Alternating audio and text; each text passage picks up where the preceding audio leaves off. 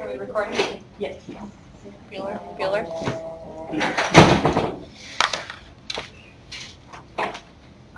Good evening. We are presenting on the Southern Poverty Law Center. The Southern Poverty Law Center is dedicated to fighting hate and bigotry and to seeking justice for the most vulnerable members of our society. Using litigation, education, and other forms of advocacy, this SPLC works towards the day when the ideals of equal justice and equal opportunity will be a reality. The SPLC has 5 offices. Most of them are located in the South. Well, all of them are located in the South. One's in Jackson, Mississippi. One's in New Orleans, one's in Miami, one's in Atlanta, and the main office is located in Montgomery, Alabama, where the organization was initially formed in 1971. The 2 founders of the SPLC are Morris Dees, here, and Joe Levin, there. Both Morris Dees and Joe Levin are graduates of the University of Alabama. Morris Dees, before forming the SPLC, ran a publishing business, which is how he raised the money to initially form the SPLC. In 1962, he defended a member of the KKK by the name of Claude Henley, who was arrested on federal charges for assaulting a freedom rider at a protest that was documented by a Time News reporter, which gave ample evidence. The first lawyer who offered to defend him wanted a fee of $15,000. Morris Dees offered to do it for $5,000. After the KKK member was acquitted, but in his autobiography, Morris Dees said that it was his biggest regret, the fact that he did represent the KKK member, and it helped propel him into fighting racism. Another fun fact was he also served on the campaign for George Wallace when he ran for governor in 1958. But he later switched party affiliations and supported George McGovern and the Carter administration in the 1970s. In 1969, the main case that kind of propelled him into forming the SPLC was he sued the YMCA in Montgomery, Alabama, on behalf of a civil rights activist who had said that the YMCA had refused admission to her 2 nephews. Originally, he thought that the YMCA was exempt from the Civil Rights Act because it was considered a private organization. But upon further research, he found out that the YMCA was being contracted by the city of Montgomery to host its public offering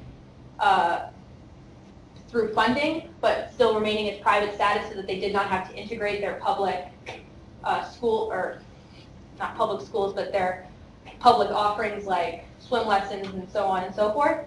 They ended up winning the case, and he saw it as an opportunity to form a organization to have a more structure to it. Joe Levin is kind of the silent partner of the game. He was the legal director from 1971 until 1977 when he was appointed by the Carter administration to the National Highway Traffic Safety Board. He is responsible for why you can't drive a Ford Pinto anymore. He led the legal case that said that it was unsafe. He also led a major case to recall a bunch of Firestone tires. He didn't retire from the SPLC until 2016, but he still remains a member of the board as an honorary member. So this is a video of Morris Dees talking about his... Oh, no, oopsie. Prior to the founding of the Southern Boston, a young boy, Joe Levin, and myself had been practicing law, and I'd been practicing law, doing civil rights work, and we decided that we couldn't afford to run this operation just out of our pockets, and so we incorporated as a nonprofit to see if we could seek financial help from around the country. The first lawsuits we filed was kind of a mopping up operation after the civil rights movement that we think of and ended with Dr. King's death, but it left a lot of things undone. One of the major groups of lawsuits we originally filed back then was to open the voting and elective office possibilities by voting rights cases. I guess the second one was to open public employment to African Americans. In 1965, when Wallace's troops beat up the marchers at the Selma Bridge, they were all white. In 1970, we filed a lawsuit to integrate the Alabama State Troopers. next big general area that we moved into after that was trying to dismantle major hate groups. The Klan had bombed the church in Birmingham to kill the little girls, and I always vowed that any way I could ever go after those people that did it, I would.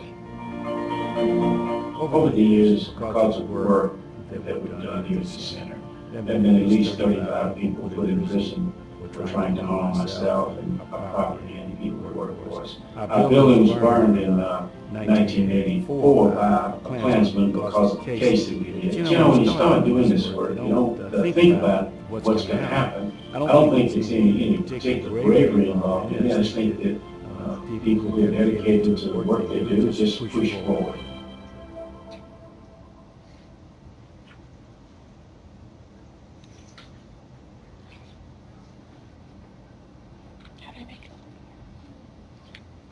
Just play.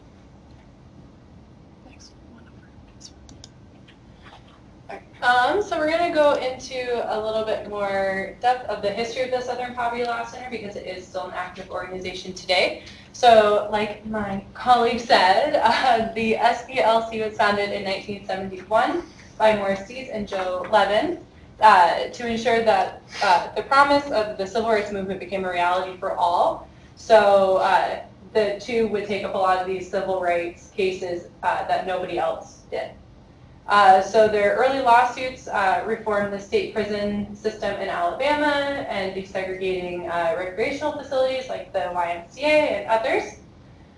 In the 1980s is when the SPLC began to monitor these white supremacy groups following the resurgence of the KKK in the 1980s. And then in the 1990s is when the Teaching Tolerance Program began to provide educators with free classroom resources to teach anti-racism and other things like that. So when you look at their website, there are sort of four main categories that a lot of their work falls under. One of them is fighting hate. And so according to their website, they are currently tracking more than 1,600 extremist groups operating across the country. They publish investigative reports, train law enforcement officers, and share key intelligence, and offer expert analysis to the media and the public. So the website includes resources and information about different large-scale hate groups, such as the KKK, and neo-Confederates, black separatist groups, Christian identity adherents, and other groups.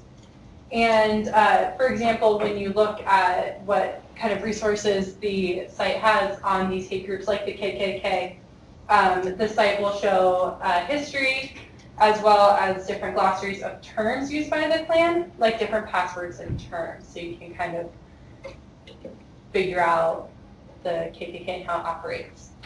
So the site also includes different resources for law enforcement that's free. So for example, we're going to show this video that is a not just yet, but we're going to show this video which is included under their law enforcement section, which includes different resources for different law enforcers to spot some of this rise in hate groups. So the SPLC put out a report saying that 63% of these domestic terrorist attacks and other instances of violence from 2009 to February 2015, 75% of these attacks were from these lone wolf terrorists. So this video is a little bit longer. We're not going to show the entire thing, but it just kind of it gives you an idea of how the SPLC is providing this information to the public to spot these kinds of white supremacist groups. Jump ahead a little bit.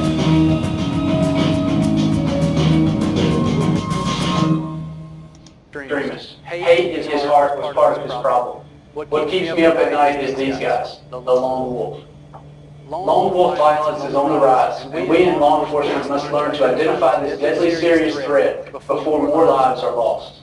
Years ago, KKK rallies and burning crosses signaled the threat of racist violence, but today organized hate groups are in decline. This is because many would-be recruits are congregating on the web and communicating through social media rather than joining organizations. For instance, Dylan Roof said a white supremacist website was the primary influence in forming his racist beliefs.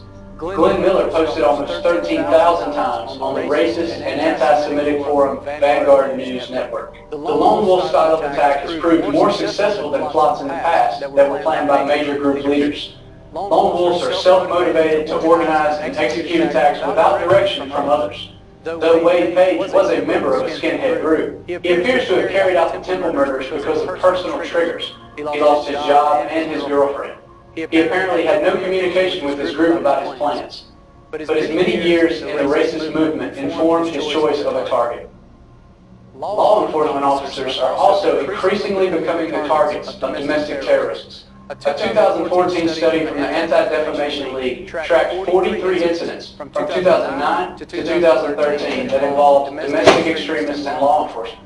These were cases where shootouts occurred. Extremists fired at police or officers had to use their weapons to protect themselves. White supremacists and anti-government extremists were behind 90% of the cases examined. A study by the Intelligence Project of the Southern Poverty Law Center examined 63 incidents from April 2009 to February 2015. It found that a domestic terrorist attack or foiled attack occurred on average every 34 days, almost every month. 63 people died in those attacks, along with 16 assailants. Lone wolves were responsible for almost 3/4 of the incidents examined. Extremists worked in pairs in 10 of the remaining 16 attacks where the number of assailants was known. Only 6 cases involved 3 or more people.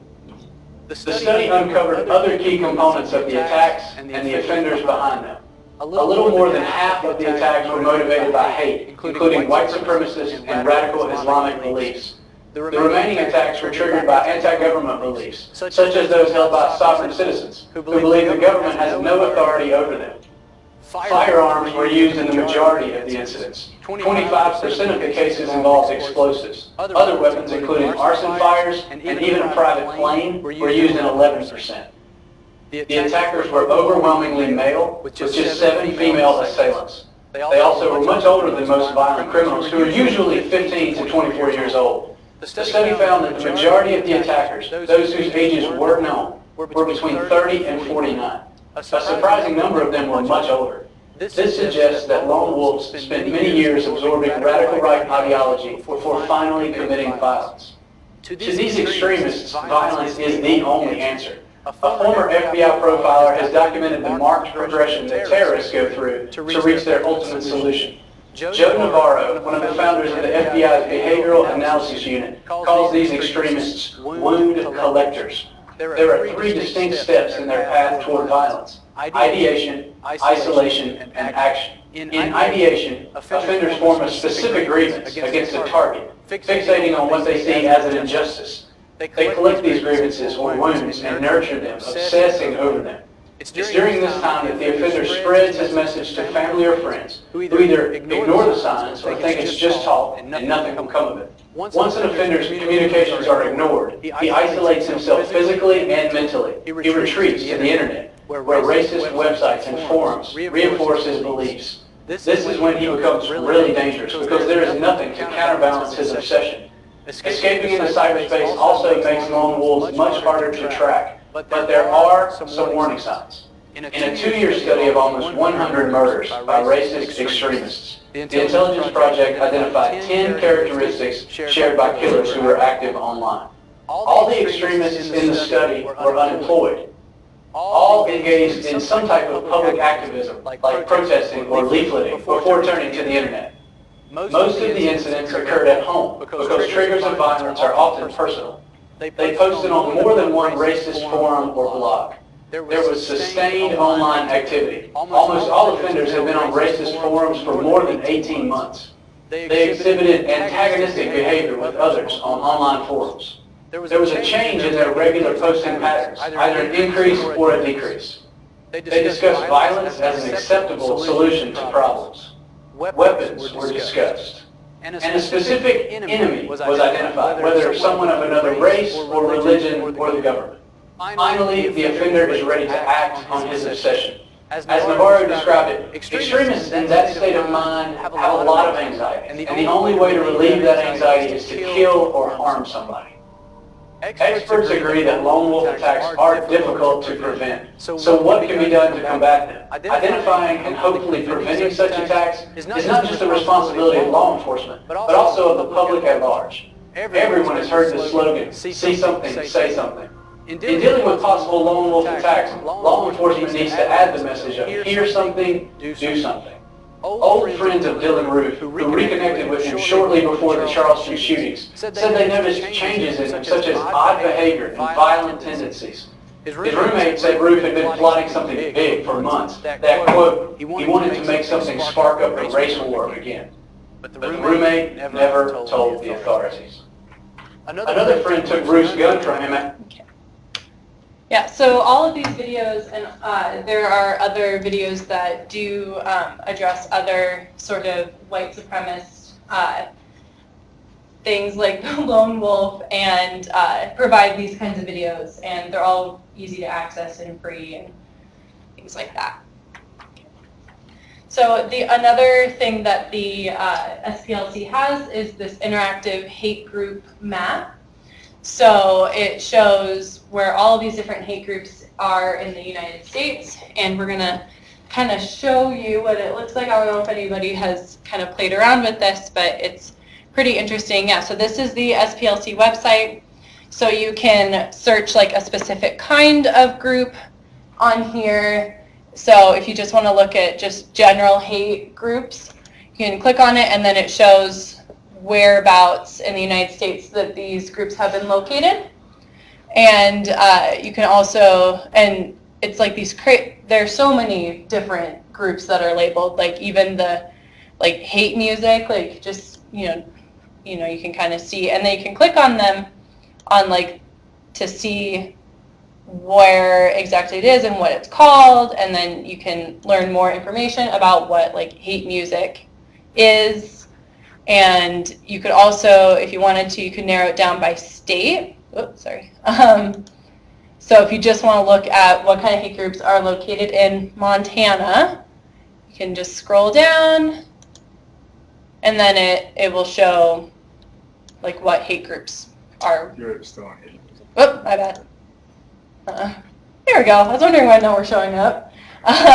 So, you can see that there's some located outside, like in Whitefish, and kind of play around like that.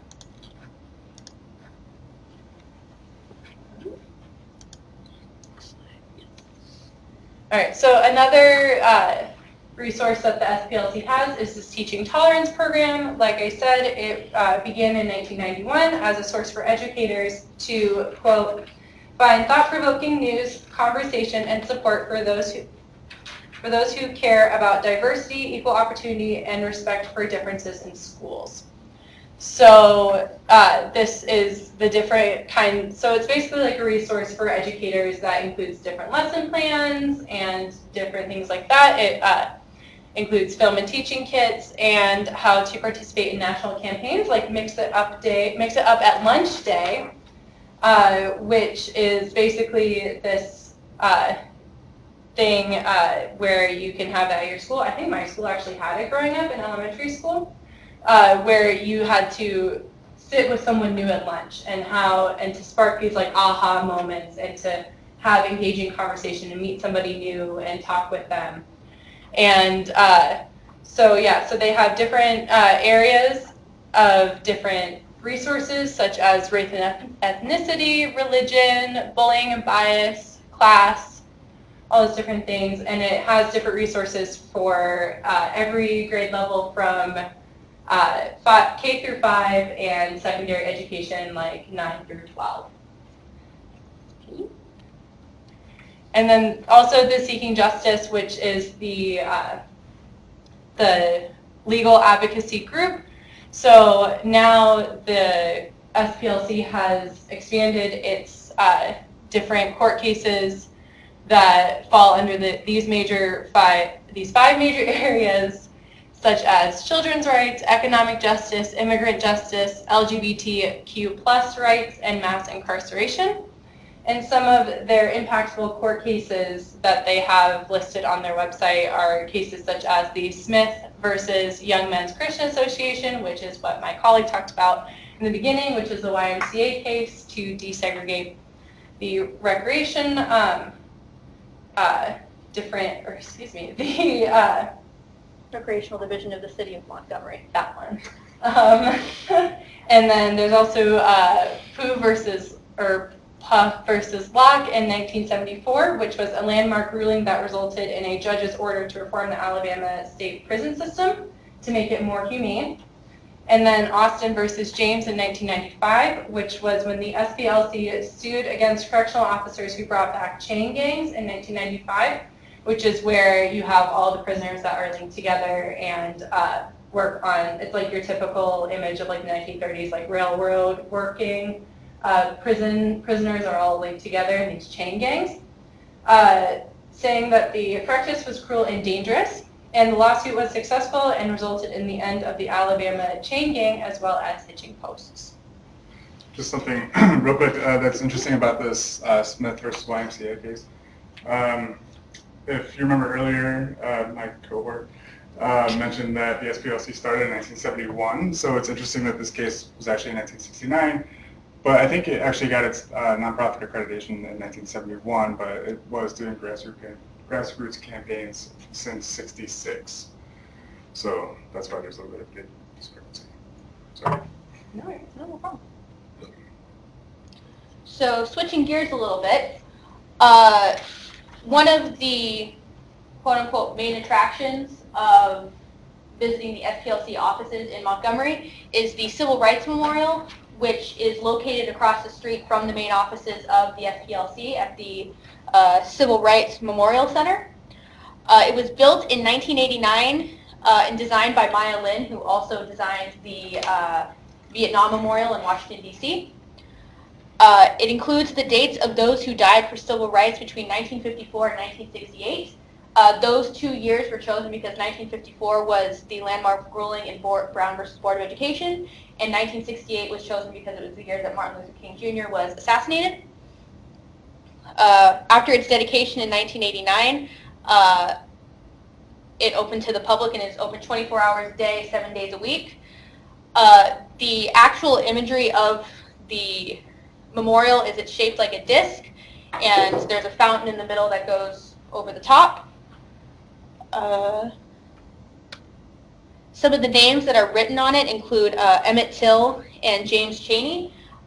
Interesting to note about the memorial is there are a very large amount of names on it, but there were some names that were left out in 1989 because the names that were left out were based off of inconclusive evidence of whether or not they were considered civil rights cases.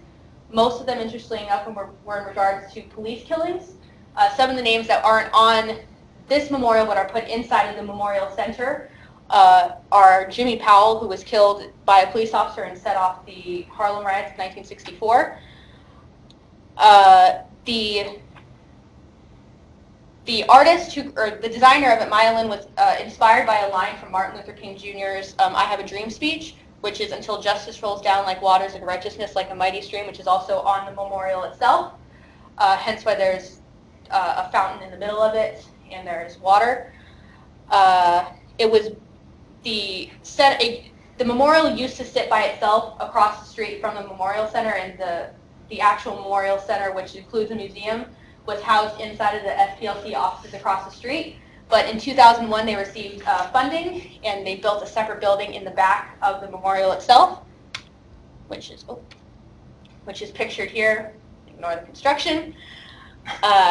They host field trips for schools, and it's completely free to the public. And the location itself is interesting because it's kind of in the middle of a bunch of academic resources. It's close to the Alabama State Archives in regard for civil rights, as well as being near the site where Rosa Parks didn't want to ignore me. But it is directly across the street from the SPLC offices, where they do monitor who goes near the memorial in order to keep people from defacing it. So, part of the teaching tolerance program that they have implemented back in the 90s. We just want to give you an example of what that looked like because it's actually, a lot of it's pretty great. I think I went through almost every single lesson.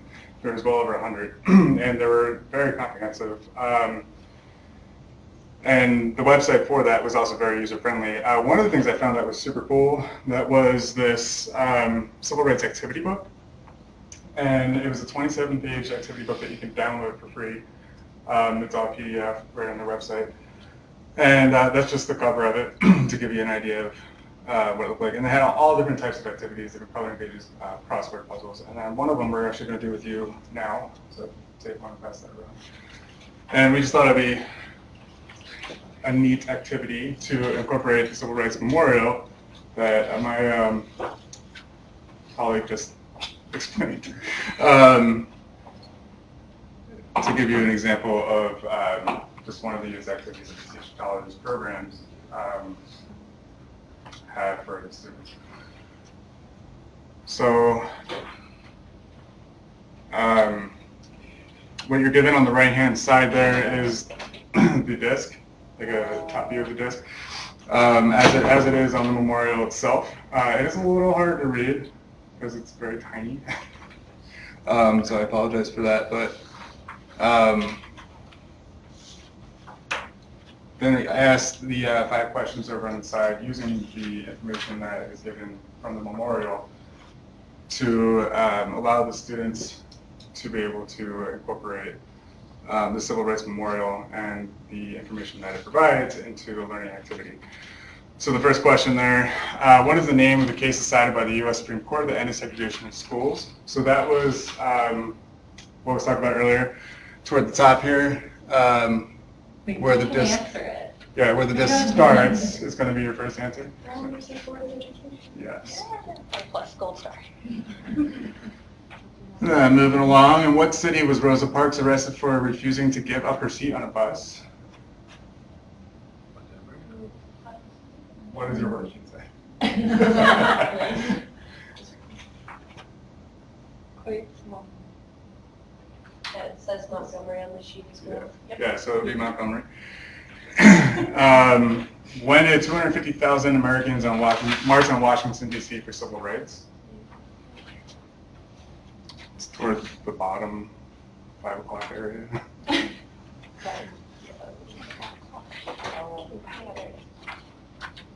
August 1963. Yeah. So which U.S. president signed the Civil Rights Act of 1964? You'll find that around 7 o'clock. Yeah.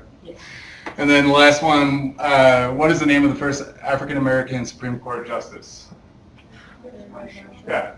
And you find all those answers on this wheel. And I think another cool thing about it, the disc, excuse me. Another thing that I thought was pretty cool about it was how it's laid out on the piece of paper. I saw all of you kind of turning your paper around, which also is very similar to how you would experience the memorial itself, walking around it and seeing these things as well. So we chose that because we were talking about the memorial, and it's a pretty neat activity to include in their activity book to also explain about African American history and civil rights. Cool. So as my colleagues have previously explained, the SPLC uses a number of tactics in order to move forward with their anti-racism message. The biggest ones are providing law enforcement resources, labeling hate groups with its hate map. It provides information for schools and universities with lesson plans and presentations, as my colleagues just displayed with the Teaching Tolerance program. Its biggest thing is it files cases against hate groups on behalf of individuals.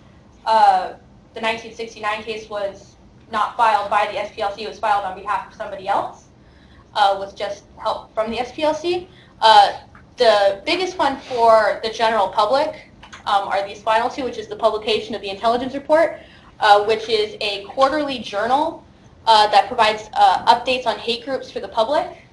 It was initially focused towards law enforcement officers, but it's kind of shifted towards media groups and the general public so they can be more easily digested. There's also the hashtag Report Hate, which is a web form on the SPLC website that allows you to report hate crimes. The one downside to it is it's not an anonymous reporting system. You do have to put your name, but it does allow you to put any evidence that you have. It allows you to put, Twitter mentions, so on and so forth. They also provide weekly reports on hate crimes that are posted directly to their website as well as directly to their Twitter feeds and Facebook pages. This is one of the law enforcement aids that they give out. This is how the correct way for law enforcement to deal with large gatherings of hate groups in response to both the hate groups themselves and any counter-protesters that may show up. So this is what they should do before the protest even starts, to research the hate group, see if there was any recent rallies, and to designate an officer to stay in contact with said hate group so that law enforcement officers have an idea of what's going on and it does not get out of hand. It's to consult with city officials, and it's a whole about 15-page document on how to deal with the before, the during, and the aftermath of these rallies or gatherings, including how to run security measures and what to do if somebody were to get hurt or if there was to be a situation like Charlottesville. Another helpful thing for the public are the extremist files. It was another thing that was initially created for law enforcement officers, but with a more comprehensive website that they released in the early 2000s is now easily accessible by the public.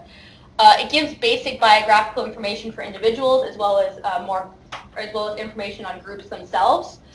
It also defines ideologies to provide context for the hate groups and the individuals. One thing that I did find interesting was it only shows the radical right, and that's it. There's no other groups that are listed, including the radical left, which is part of criticism of the SPLC. Lately, there's been more of a focus on groups associated with the anti-government and the patriot movements because they have been more active in the last 5 years. Here's an example of one of their extremist files. This is on Richard Butler. So it kind of gives an abstract in the top to give you a basic rundown as well as, biographical information, what group he's part of, his ideology, who he is, what his criminal history is, and this is basically what they would look like for an individual. For a group, obviously it would not include the biographical information, it would have more group information. This is what it would look like for a group. This is the white nationalist for ideologies. It shows the individuals that would be associated with it, as well as any groups. And so this one also has a designation that says it's SPLC designated hate group. There are some groups that are listed on there as associated extremist groups who are not SPLC designated.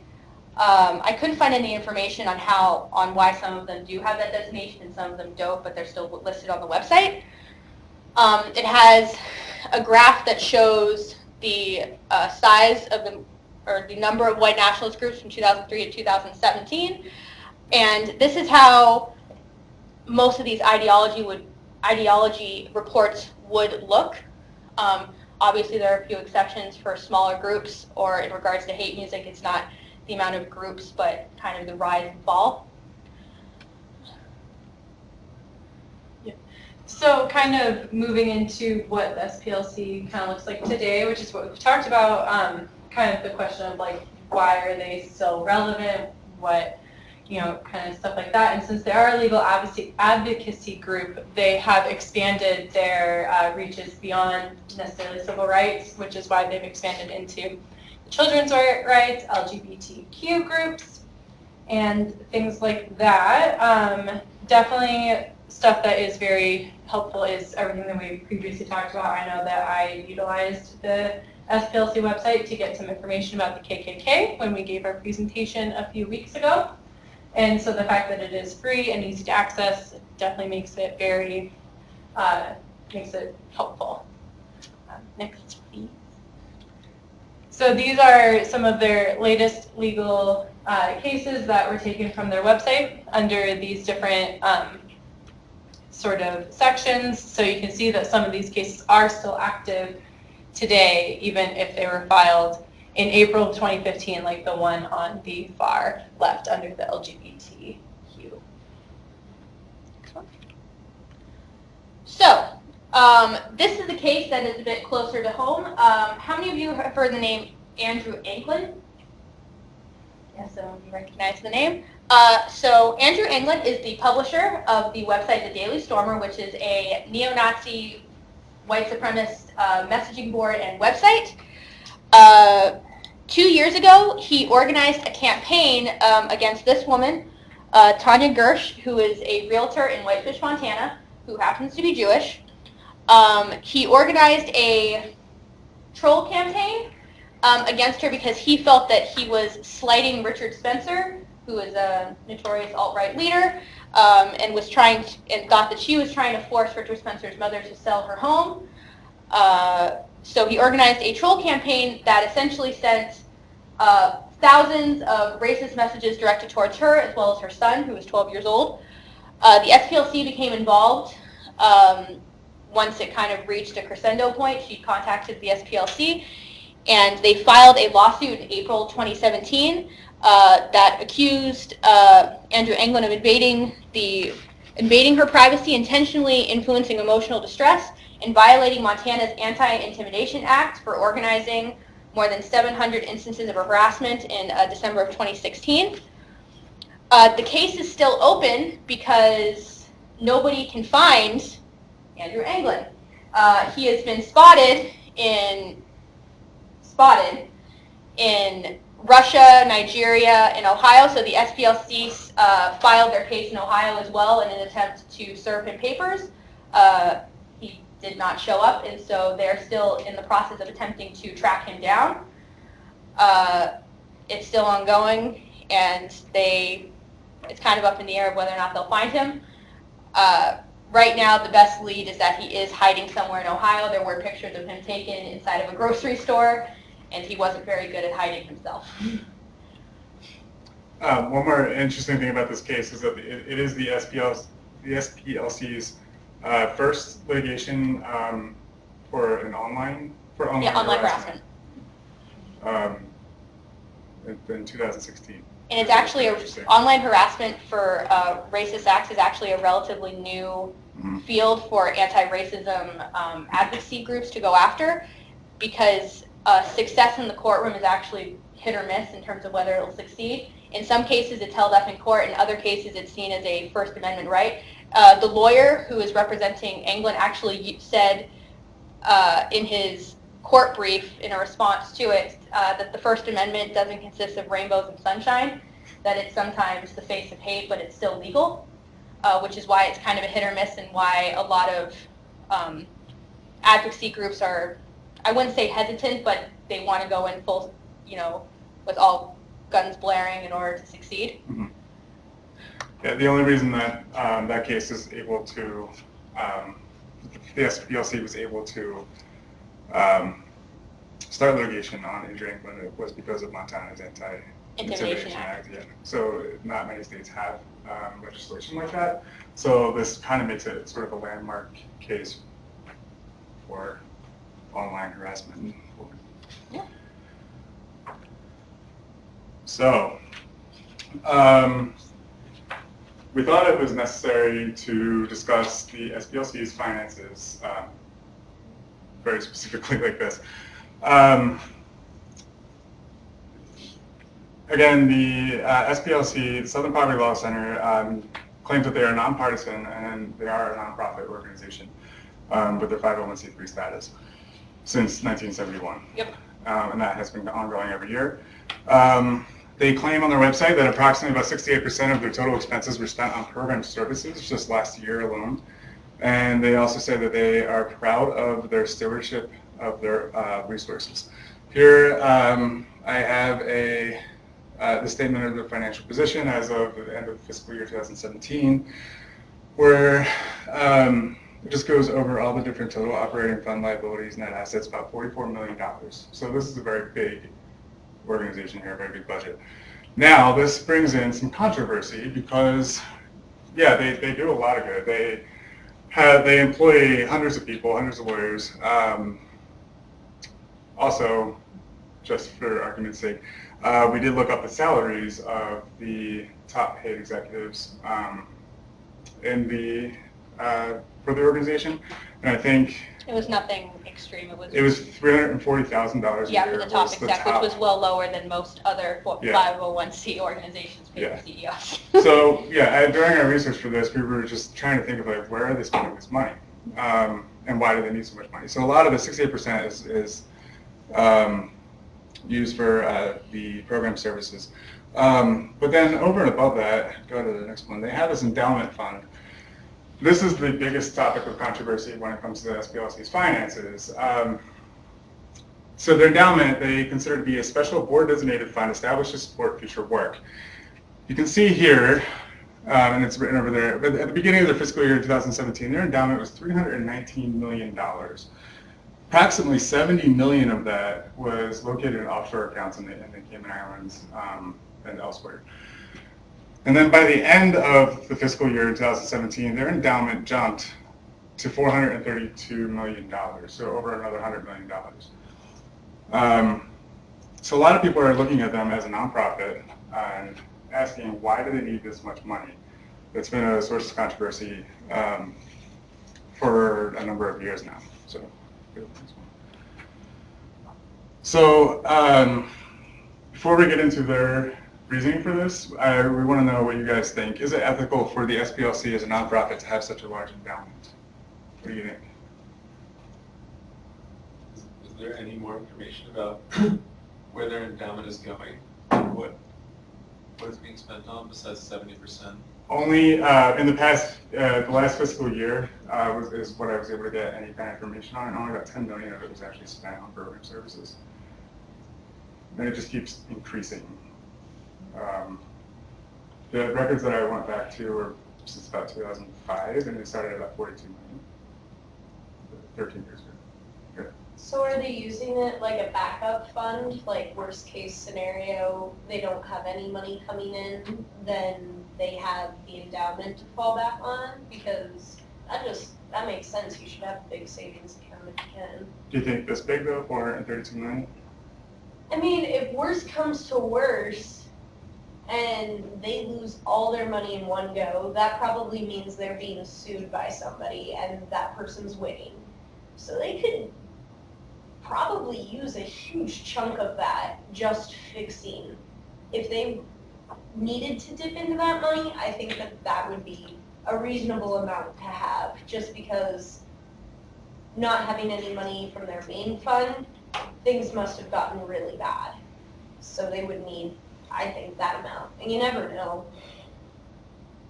Yeah. Has anybody come out to say what they plan on doing in response to criticism? Like, why? Has there been any what their plans explanation are for or their what endowment? their plans are? Nothing very specific. Uh-huh. It's more generalizations. And will you go to the next slide real quick? Yeah. Because we do have a quote from the current CEO. Oh, sorry, what's your question? Oh, I was asking like if you guys have any sense of what their endowment is like compared to other nonprofits of their size. That's a very good question. And not me to put you on the spot, I'm just like. No, it's okay. curious. You know, I didn't look into other nonprofits that are similar to the SPLC, but the reason for the controversy is that their endowment far exceeds the amount that other nonprofits similar to them had. There is also argument that they are one of the only legal aid and social justice organizations. So it is difficult to compare. But no, unfortunately, I don't have any numbers, but the controversy does stem from the fact that their endowment is so much larger than others. There's no organization anywhere in the stratosphere compared to them. They are singular in the amount of endowment they have as a nonprofit. They're Even like the huge. NAACP? Or are they I don't think nonprofit? so.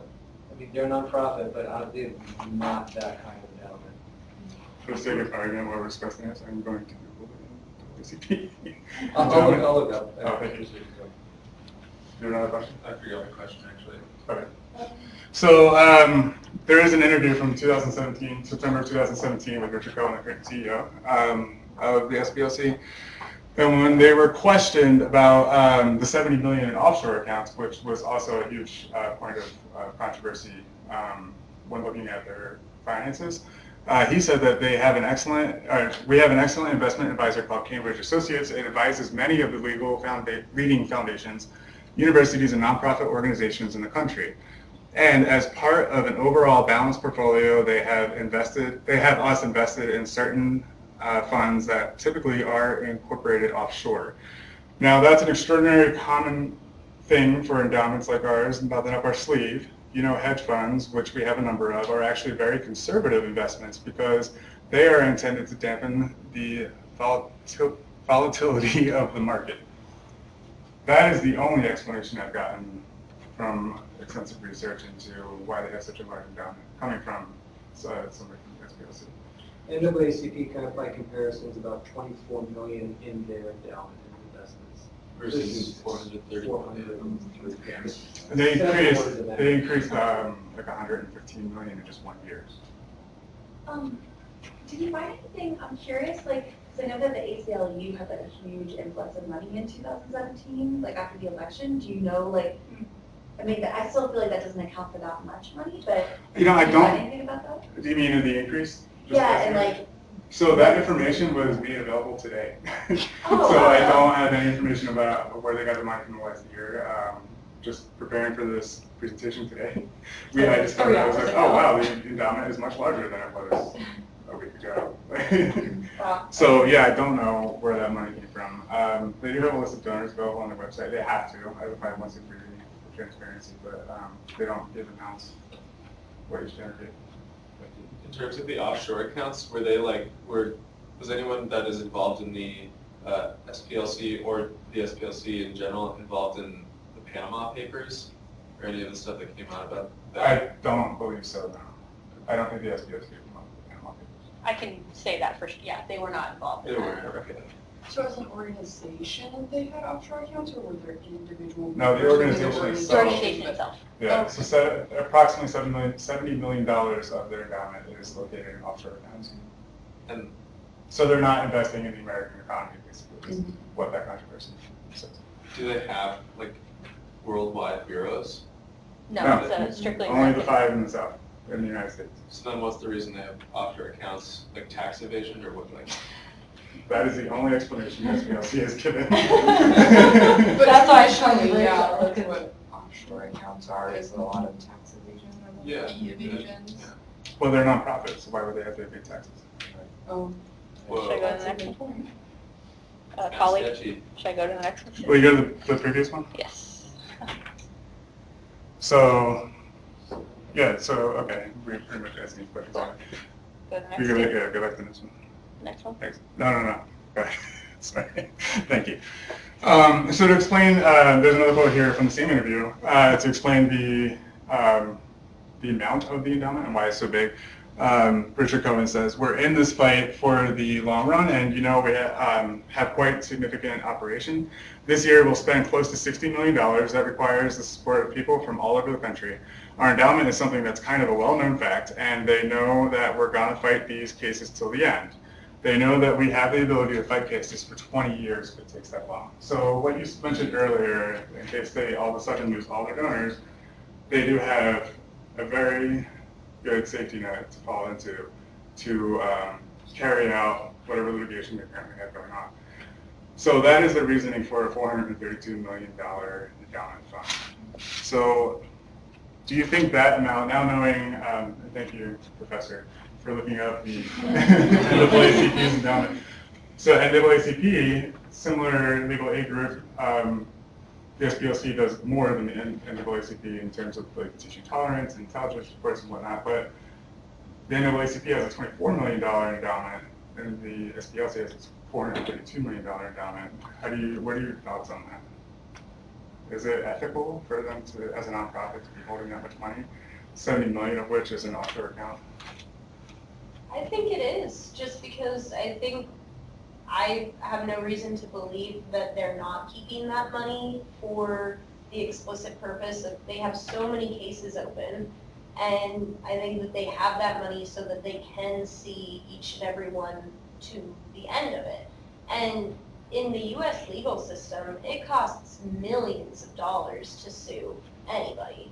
So I think it's necessary for the kind of work that they do, and I think that if it was sketchy, they have so much scrutiny put upon them that where that money is going. If it was going someplace bad, it would have been uncovered by now, I feel like. Yes. I feel like and I realize like I just came out today, so it's not like on you guys, I just feel like we're missing like a big chunk of information to be able to answer this question, especially like the jump in this last year. I just want to know like where did that money come from and what's the intention, and because like I just don't know how to get, because it makes me uncomfortable, that amount of money, that feels icky, but at the same time, like we've seen what happened in the last year, and like we could potentially have Trump, I feel like I shouldn't say this out loud, like knock on wood or something, but like nominating a new Supreme Court justice and things like that. And so I feel like to think ahead with the kind of work they do isn't a bad idea. But yeah, it feels icky and weird. So I just It feel is like weird, I want it is more uncomfortable, and information. that's kind of why we brought this up as a discussion, because, Okay. yeah. I was just gonna chime in. So the controversy regarding the endowment isn't something that happened in like the last 5 years. There was actually a series of articles written in Harper's in the 1990s that discussed the size of the endowment because it was still fairly large in the 1990s. So part of it you could say that the large jump is due to the current administration, but it is an outstanding point of contention for a lot of news outlets on both sides. Yeah. How do endowments work? Are they donations or like investments like he was talking about, the hedge funds? Like what exactly constitutes? So, can you go back a couple? Yeah. I don't know if this actually explains it. You have a definition up there. Yeah, but where do they get the money I from? mean, it's essentially a investment portfolio. It can be of any kind, it's like anyone's investment portfolio can be. But the point is that you don't draw on the principal, you just use, in most endowments, you use the interest for, like, for example, African American Studies here has the Doss Scholarship Endowment. We endowed that a number of years ago, and then we give a scholarship based on the interest we get from the principal money. So what they're not doing, which is interesting here, is they're not using the interest for anything. It's just there. Yeah.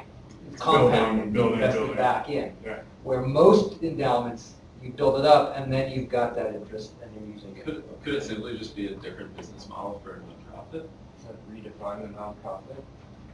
Is it still a nonprofit? Yeah, I don't know. But their explanation behind it is still so shady. Okay, so- I guess I feel like they do really extensive work into the root causes of a lot of forms of hate and violence. It seems a little bit irresponsible to do all that work and not support more efforts against it. Because they detailed the 10 things, one of which was unemployment for people who become lone wolves. So, I mean, and I know that's beyond the scope of their agency, but I don't know if they should open a second agency if they have that much money. Right, yeah. There could be a lot of possibilities of that money that they're receiving. So we're going to move on for the sake of time. Sorry. Sorry, somebody say something. Okay. So there is other controversy going with the SPLC. We did want to focus on the endowment because it's a big talking point within the last few years with them because of how large it is. But they also have some controversy over creating violence by the groups they're labeling hateful. So one of the bigger stories that came out recently was about the Family Research Council. They identified them as a hate group because of they believe that homosexual conduct is harmful to the persons who engage in it and to society at large, and can never be affirmed. And when in 2012, when the Southern Poverty Law Center labeled the Family Research Council as a hate group, in August 15th, 2012, a man saw them on their hate list and went to these Family Research Council's headquarters in, I think, Washington, D.C., and started shooting the place up because of this label as a hate group. Nobody was killed. There was a security guard injured, but the fact of the matter is that violence ensued because of something that the SPLC stated about this group. They were also removed in the past 2 or 3 years from the FBI's list of resources. And a lot of people feel as though the FBI and the United States government no longer considers to be a credible entity in a social justice nonprofit organization. However, to counteract that discredit of the SPLC, the FBI also removed all of the nonprofit, non-government affiliated organizations off their website. So I couldn't find much more information about what the FBI's intentions were with removing them. But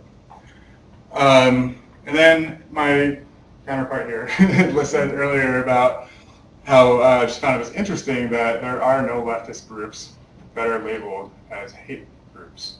The SPLC is considered to be moderately left as far as their ideology goes, but if you look at all the hate groups that they list, not one of them is considered to be a leftist group.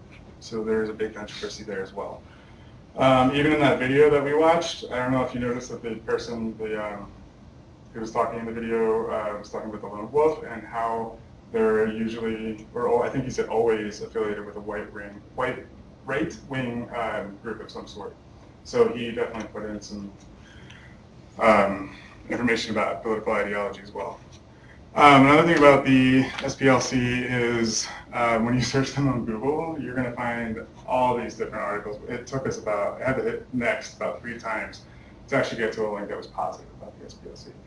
So that's another thing that's kind of controversial about them as well, is that there is no really good news, but the SPLC also doesn't really defend themselves when those news stories come out. Part of the Google search can also be tied to the news websites that most of the negative articles are on, were on websites such as Fox News, which have heavy traffic. Breitbart has a lot to say about the SPLC, which can kind of be tied to that. Web traffic drives up search results, which could influence where it is on the Google search. Mm-hmm.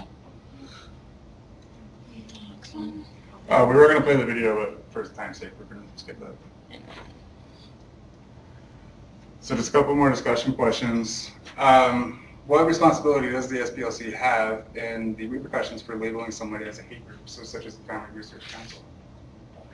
Do they own any responsibility for that shooting, in your opinion? Good. I don't necessarily believe so. You can't really control what people are going to do. So, but I do have a question. Is the Family Resource Council a hate group then? According to SPLC, yes. And kind of jumping off of that, an example, also in 2012, it's either 2012 or 2011, the SPLC labeled for a brief time Ben Carson as a hateful individual. He had a file on the extremist files. About 2 months after that, they pulled him off, but that's an example of somebody that was listed as a hate group. Well, I'm using air quotes just because he's not a group, he's a person. Individual. He's a government official. I think they have to be careful. Very careful what they classify as a hate group or. You think they need to be more careful? Yes, things like that happen. Yeah, that's a responsibility that comes with how big they are. That endowment they have. A lot of influence. A lot of influence.